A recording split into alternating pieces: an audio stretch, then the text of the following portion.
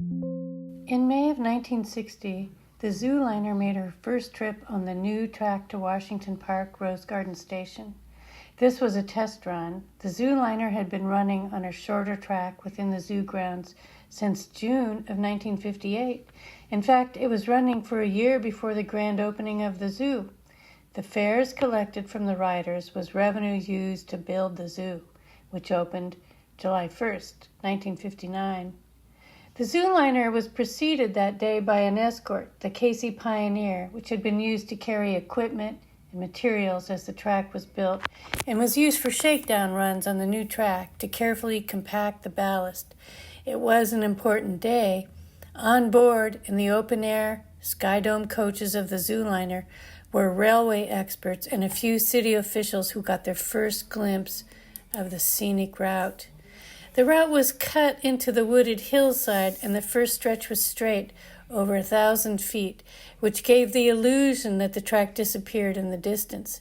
The canyon known as Texas Gulch came next, and then the S-curves that enabled passengers to view the locomotive from the passenger coaches. The ride was designed to be scenic and to enchant the passengers into feeling they were in the midst of the Cascade Mountains. When they got to the Rose Garden Station, the whole of the city was spread out before the honorable passengers. After a few minutes enjoying the scene, the Zooliner circled a small loop of track back to the main line and returned to the zoo station. Mission accomplished. The next day, the Oregonian reported that the trains rolled smoothly over the new line, surveyed, constructed, and ballasted with loving care by professional railroaders who spent many a postman's holiday helping the city and the Portland Zoological Society construct the longest railway of its kind in the country. Everyone was delighted with the new route. The Portland Zoo Railway was slightly longer than the Disneyland Railroad, which gave the Portland Zoo directors bragging rights.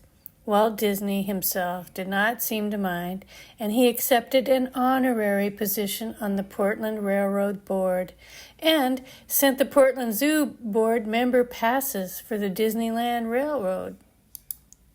The origin of the zoo came about in the spring of 1951 when the City Club of Portland recommended that a new zoo be constructed in Washington Park.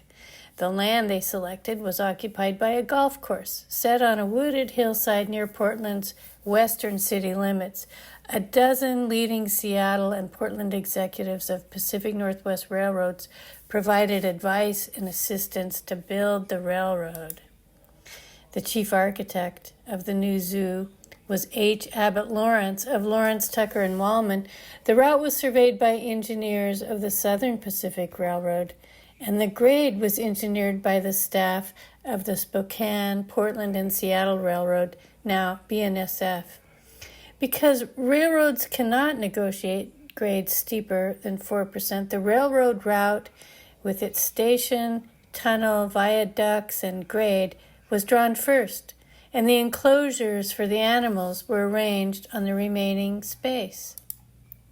The new zoo commissioner wrote in 1955, quote, "Every zoo that has a railway, all are making money on them." In the correspondence files of the architect, there are numerous letters that demonstrate that Lawrence was seeking the best examples of an integrated zoo and railway design. Lawrence and his team met many leading zoo directors and curators. Lawrence and his partner visited 12 of the nation's finest zoos. Children were asked what type of train they wanted, and a design contest was conducted to determine what type of train should be built. In 1956, Jerry Hershberger of H. Hershberger Sheet Metal Company and his father, Waldo, saw the futuristic Aerotrain at a conference and decided to enter the contest with the Aerotrain design. The rocket-like train fulfilled the children's request, and the Hershbergers won the contest.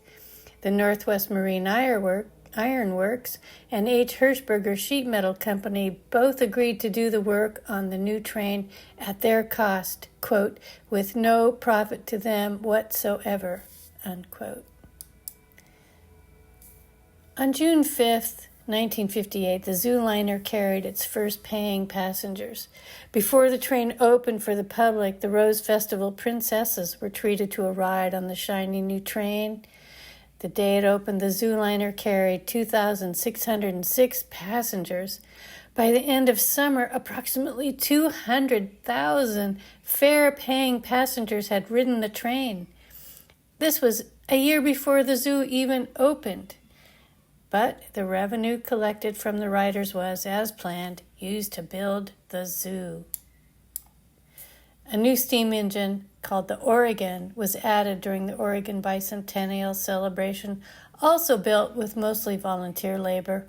The live steam locomotive hauled passengers at the new zoo for the first time on January 3rd, 1959. A contractor furnished the bulldozers and equipment at no cost, and other portions of the work were donated too. The Daily Journal of Commerce published a weekly feature titled Materials Wanted for Zooliner, which was a list of services, equipment, and materials needed for the project. And the next week, they gave credit to those who, the last week, made donations for the zoo. On Gandy Dancer Day, track crews from all the major railroads came together to lay track, most of which was laid in one day. Coffee was served by the Railway Business Women's Club. Of course, the kids got involved. Some of the money for the Washington Park line came from a fund campaign that sold stock in the train for $1 a share, worth 2 free rides on the train when the extension was complete. On January 30th, 1960, the Washington Park extension to the Rose Garden was completed and a golden spike ceremony was held.